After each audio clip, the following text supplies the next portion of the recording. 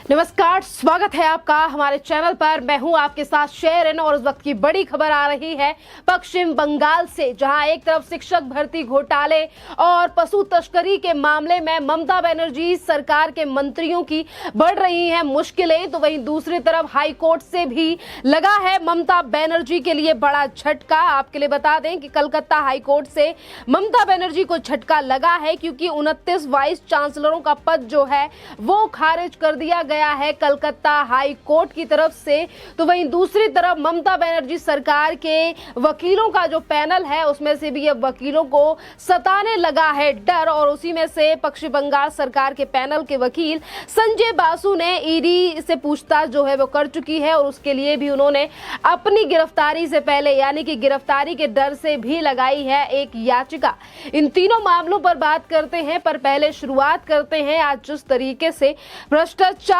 को लेकर लगातार एजेंसियां जो हैं वो देश के कई बड़े राज्यों में छापेमारी कर रही हैं और कई बड़े नेताओं की गिरफ्तारियां भी हो रही हैं और पूछताछ के लिए समन भी भेजा जा रहा है। और इसी बीच पश्चिम बंगाल की राजनीति जिस तरीके से चल रही है कि एक तरफ बीजेपी है तो वहीं दूसरी तरफ पश्चिम बंगाल की ममता बनर्जी की सरकार, और इसी ईडी और सीबीआई की जांच एजेंसियों के खिलाफ जो है वो ममता बनर्जी सरकार आज सदन में खिलाफ प्रस्ताव पेश किया गया है। आपके लिए बता दें कि सदन में तपस रॉय जो कि टीएमसी सरकार के नेता हैं, उन्होंने जो है वो सीबीआई और एजेंसी के खिलाफ जो है वो आज प्रस्ताव पेश किया, और वहीं दूसरी तरफ भारतीय जनता पार्टी के ऊपर आरोप जो है वो लगाए गए और कहा गया कि बीजेपी जो है वो हमारे नेताओं को डरा रही है और डर दिखा रही है एजेंसियों का, जो कि ठीक नहीं है। तो वहीं दूसरी तरफ केंद्र सरकार से मांग की गई कि ऐसे नेताओं के ऊपर एक्शन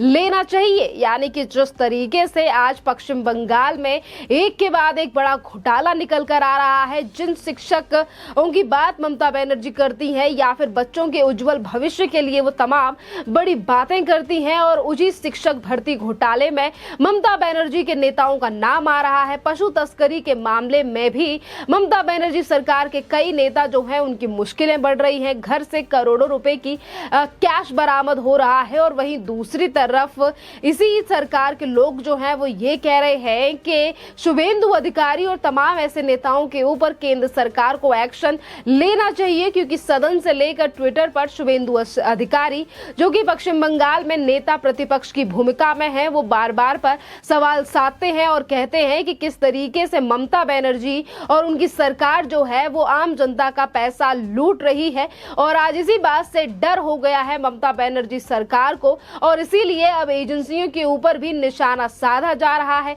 कभी एजेंसियों के खिलाफ प्रस्ताव पेश किया जा रहा है तो कभी भारतीय जनता पार्टी पर इस तरीके से जो है वो कटाक्ष किया जा रहा है, पलटवार करते हुए केंद्र सरकार से ये तमाम बातें जो हैं यानी कि मांग जो है वो पश्चिम बंगाल की सरकार के नेताओं की तरफ से हो रही है। कहीं ममता बनर्जी को ये डर तो नहीं है कि ये जो जिस तरीके से भ्रष्टाचार निकलकर सामने आ रहा है, इसमें कई और बड़ी गिरफ्तारियां हुई तो शायद उनके भतीजे तक भी आंच पहुंच सकती है, क्योंकि अभी सिर्फ 2 घोटालों को लेकर जांच चल रही है, और इससे पहले कोयला घोटाले को लेकर भी अभिषेक बनर्जी और उनकी बीवी और जहां तक कि उनकी साली को भी एयरपोर्ट से जाने से रोक लिया गया था। यानी कि एक के बाद एक बड़ा घोटाला, जिससे आज ममता बनर्जी सरकार के नेताओं और पश्चिम बंगाल के मुख्यमंत्री की उड़ चुकी है नींद। और अब बात करते हैं कि कलकत्ता हाईकोर्ट ने यानी कि कलकत्ता हाईकोर्ट ने भी ममता बनर्जी को बड़ा झटका दिया है, और हाईकोर्ट की खंडपीठ ने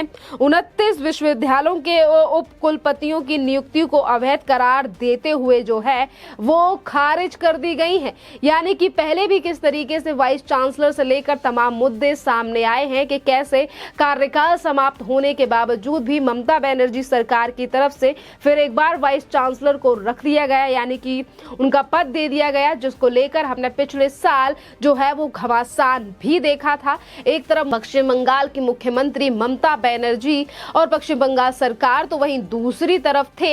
यानी कि पूर्व उपराष्ट्रपति जगदीप धनखड़ जो कि आज देश के उपराष्ट्रपति हैं। इन तमाम चीजों को लेकर पहले भी जो है वो कई बार घमासान हमने देखा है पश्चिम बंगाल में, पर आज एक के बाद एक बड़ा झटका ममता बनर्जी सरकार के लिए लग रहा है, वो भी कभी भ्रष्टाचार भ्रष्टाचार तो कभी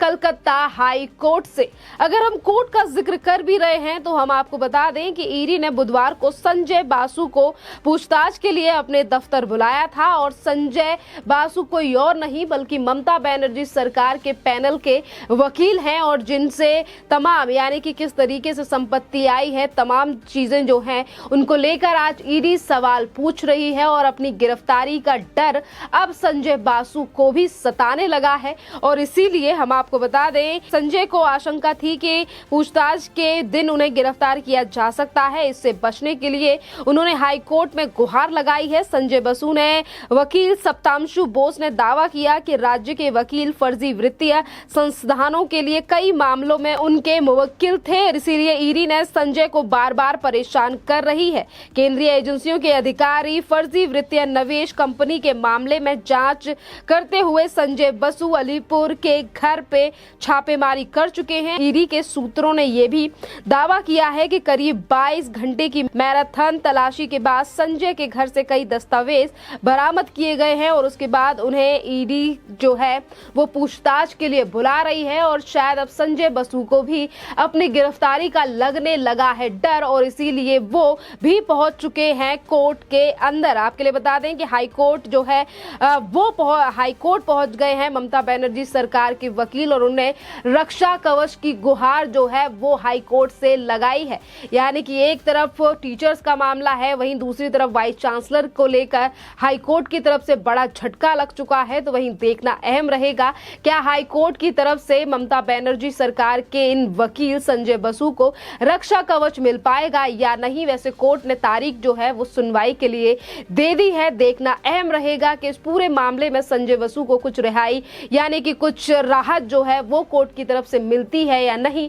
या फिर ईडी गिरफ्तार ही करके रहेगी अगर वो पूछताछ के लिए ईडी के दफ्तर पहुंचते हैं। इसके बाद साथ अगर हम बात करें कि आज ईडी और सीबीआई जो है वो देश के कई राज्यों में छापेमारी कर रही है। लालू यादव के परिवार से लेकर दिल्ली के उप पूर्व शिक्षा मिनिस्टर कहें या फिर उप मुख्यमंत्री मनीष सिसोदिया की भी गिरफ्तारी घोटाले के मामले में हो चुकी है। जिस तरीके से उन्होंने तमाम सवालों के जवाब एजेंसी के लिए नहीं दिए और शायद यही तमाम चीजें हैं, गिरफ्तारियां हैं जो आज मुश्किलें बढ़ा रही हैं पश्चिम बंगाल की मुख्यमंत्री ममता बनर्जी के लिए। आज अगर जांच एजेंसियों की तरफ से हो रही है और वहीं ममता बनर्जी अपने नेताओं को बचाने का बेजोड़ प्रयास भी कर रही हैं, पर इससे पहले भी हमने कई बार देखा है कि जब जब एजेंसियों ने ममता बनर्जी सरकार के मंत्रियों को समन या फिर उन्हें गिरफ्तार किया है, किस तरीके से तमाम प्रदर्शन जो है वो पश्चिम बंगाल के सरकार के या पार्टी के कार्यकर्ता और मुख्यमंत्री की तरफ से किया गया है। यानी कि डर ममता बनर्जी को तमाम उन चीजों को लेकर है जिन भ्रष्टाचारों के द्वारा शायद सरकार को भी कहीं ना कहीं पैसा पहुंचाया तो नहीं गया और शायद इसीलिए आज वो रक्षा कवच उनके वकील है वो कोर्टों में जाकर मांग रहे हैं। तो वहीं दूसरी तरफ ईडी, सीबीआई और भारतीय जनता पार्टी को लेकर जो है वो लगातार बयानबाजी यानी कि दोनों ही पार्टियां एक दूसरे के ऊपर इसी तरीके से हमलावर है। एक तरफ ममता बनर्जी की पार्टी के नेताओं का कहना है कि बीजेपी जो है वो एजेंसियों का उपयोग कर रही है और विपक्ष को डराने की कोशिश कर रही है। तो वहीं दूसरी तरफ बीजेपी की तरफ से भी बस यही बातें कही जा रही हैं कि एजेंसियां अपना निष्पक्ष तरीके से काम कर रही हैं और जिन्होंने भ्रष्टाचार किया है आज अगर इनकी गिरफ्तारी हो रही है और यही बड़ा कारण है कि विपक्षी पार्टियां जो हैं वो इस तरीके से आग बबूला हो रही हैं। पर भ्रष्टाचार की आड़ में चलने वाली पार्टियां और सरकार जो है वो ज्यादा दिन तक अब राज नहीं कर पाएंगी और शायद यही डर है जो एक तरफ भारतीय जनता पार्टी तो वहीं दूसरी तरफ केंद्र सरकार और वहीं तीसरी तरफ केंद्रीय एजेंसियों को लेकर आज विपक्षी पार्टियां लगातार सवाल उठाते हुए नजर आ रही हैं। आपका इस पूरे मामले पर जो भी राय हो आप हमें कमेंट करके जरूर बताइए। धन्यवाद।